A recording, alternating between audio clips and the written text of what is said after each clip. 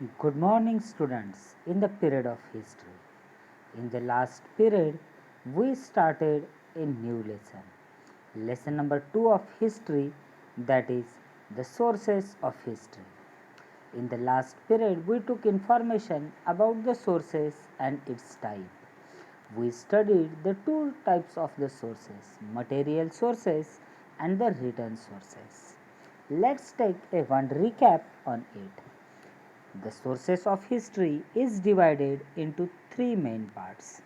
First one material sources, second one written sources, and third one is the oral sources. Material sources. The coins, forts, buildings, copper plate, earthen pots, ornaments, these are the material sources. We got information of the culture, tradition, diet, religious idea, as well as the development of a particular period from that material sources. Material sources are very important for understanding the ancient history. The second important type that we learn in a last period is the written sources. The copper plate, inscriptions on the stone or wall, Bhurjapatra, books, these are the written sources. Written sources give us information about a particular time and the place. Written sources are very authentic or they are true. The written sources play an important role for understanding the ancient history. Let's take information about the third type, that is the oral sources. See this tree diagram carefully. Okay, I think you listened a story of ghost or angel from your granny. How your granny know this story? Anyone can guess? Okay, now your granny knew that story because she listened that story from her granny. Means story comes to you or the next generation to the generation by the oral form. Means for the next one, from your granny's granny it comes to your granny. From your granny you got that story. Means generation to generation that story comes in a oral form.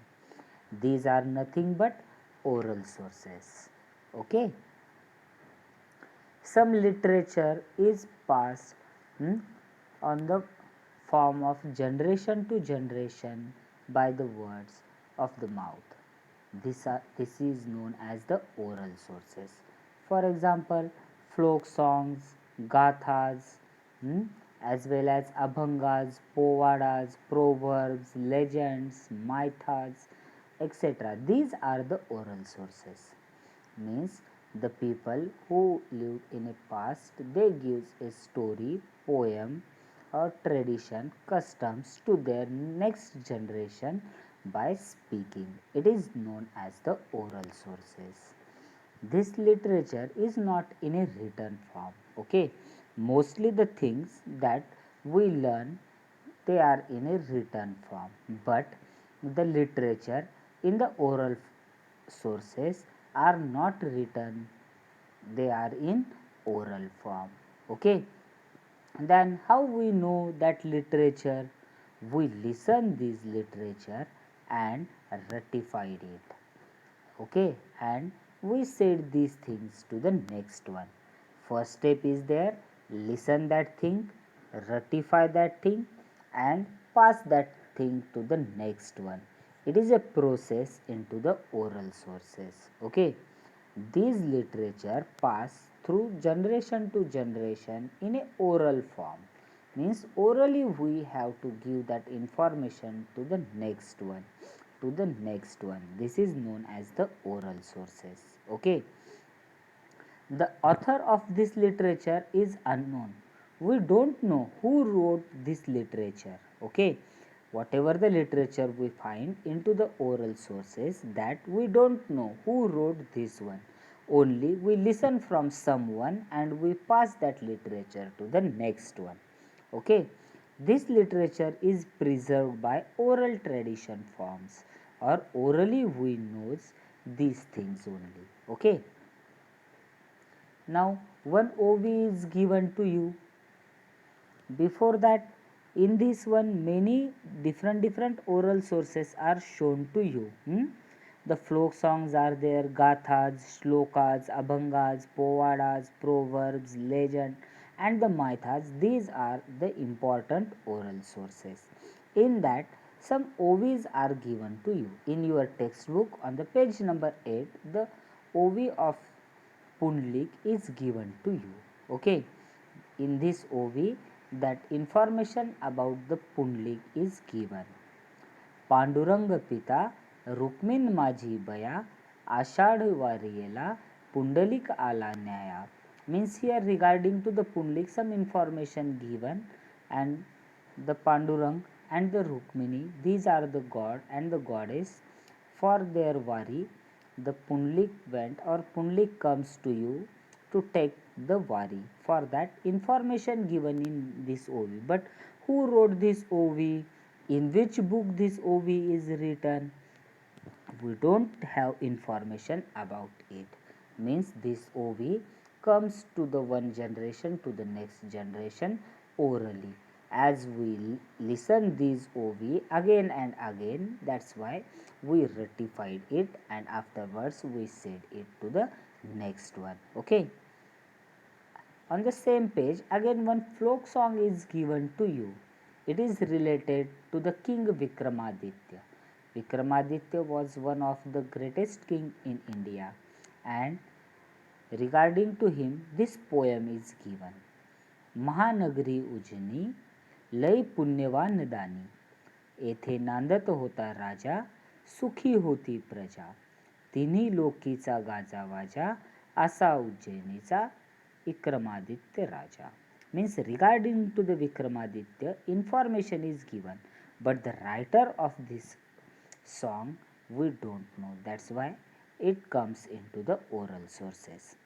OV, Abhangas, folk songs gives us information about a particular event. Okay. I think every one of you listen the Povada of Shivaji Maharaj. Yes? Are you remember that? Do you remember? Anytime you listen that Povada of Shivaji Maharaj? Yes. In the Povada of Shivaji Maharaj, many incident of the Shivaji Maharaj given. Particular on the death of Aurangzeb as well as fight with the Mughals. They given information about the incident in a Shivaji Maharaj life in a Povada. But we don't know who wrote that Povada on the Shivaji Maharaj, and these Povadas are not written orally. We know these Povadas, that's why it is a oral source. Okay, I think you understood these oral sources. Okay, nothing is hard in this one. Oral sources means whatever the knowledge we have that we learn from anyone, and we ratified as well as we pass that things to the next one. It is known as the oral sources. In that, mythas, abhangas, shlokas, povadas are some important oral sources. Okay. Now we are going to learn the sources of Indian history, mostly the sources of ancient Indian history. Before that we learn the types of sources, which type of they, as well as how we use that sources, which are they, we learn. But particularly which sources we use to understand the ancient history or Indian ancient history, that we will learn now. Okay. The ancient period of Indian history exists from the Stone Age to the 8th century CE. We took information about the Stone Age history through the archaeological excavations. Means when we dig the earth, when we dig the places, at that time many things we got. From that archaeological excavations, we got the information about the Stone Age people. Okay. Now the first, the script was not there. Okay. that we learn in a last one also. When we learn the material sources, that time we learn first one, at the time of stone age there was a no script, no language, so the people use the symbols, okay, or when the language was not developed, so the written sources are not available for the stone age. We got the information about the stone age with the help of excavation only, because the written sources were not available in that time. Okay, whenever the material sources are available, that we use to understand the history. We got some coins as well as some different tools which are used into the stone age, as well as some caves are there. From that we understood the history of the stone age. Okay, the information about the ancient period from 1500 BCE onwards can be delivered from the Vedic literature. In the beginning, Vedas were not in a written form.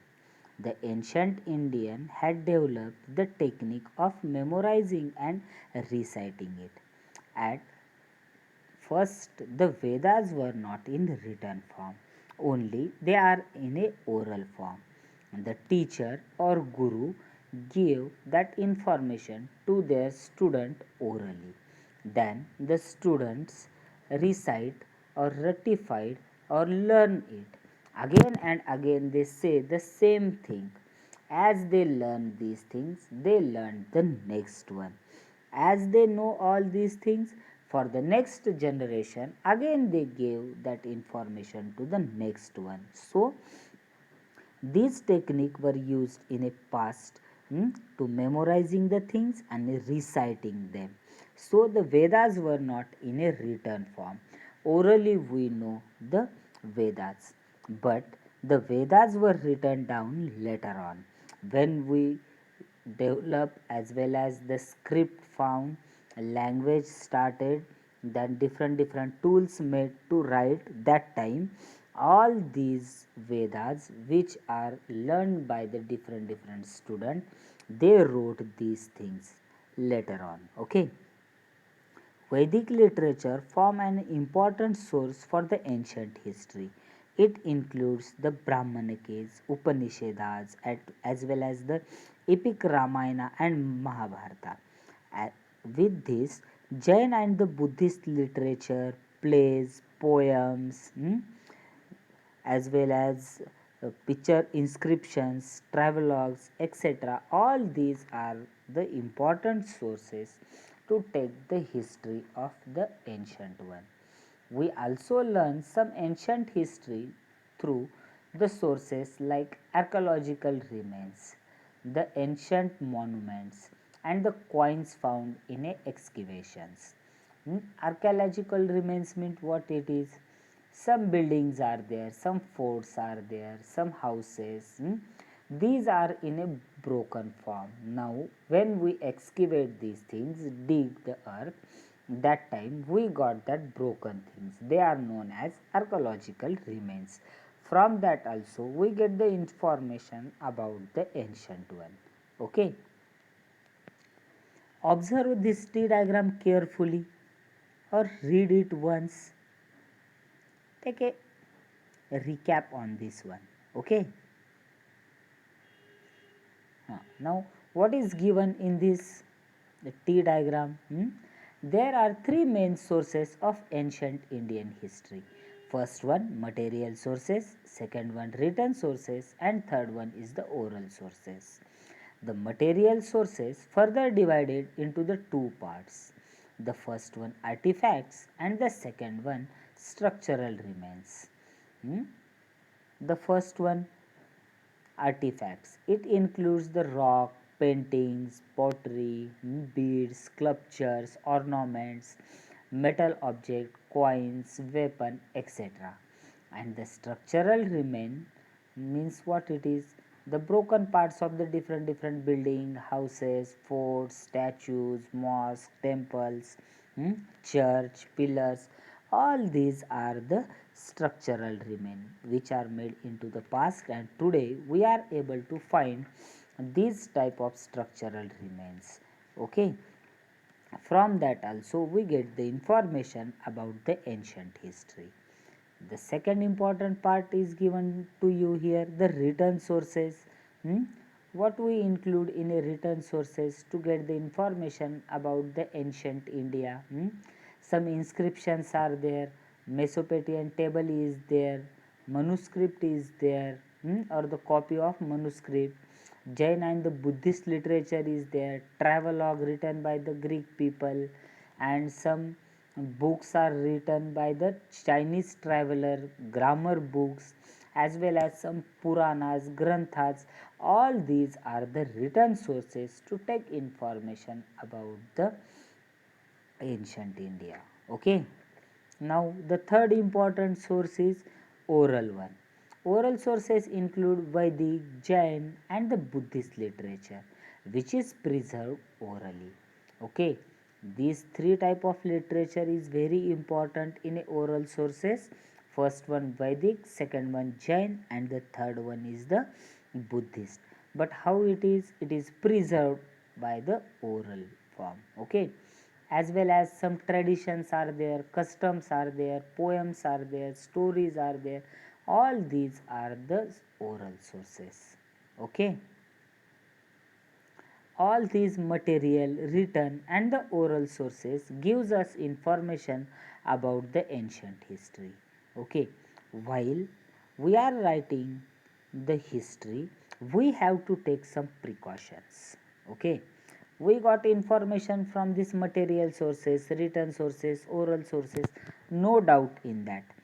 But while writing the history, we have to check this knowledge. Okay, we cannot say that all these sources are 100% true because they are the old one.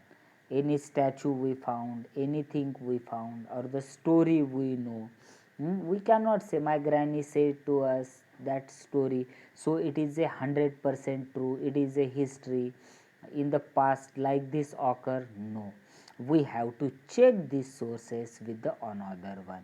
Okay, let's take one example. In the past, many kings kept a writer in their court of the king. Okay, what the king did? King kept some writer to write the history. Then, consider Aurangzeb kept one writer in his court. Okay, can that writer write negative things about the Aurangzeb? Hmm? क्या लगता है आपको? If that writer wrote the negative thing about the Aurangzeb, then Aurangzeb punished him or he killed.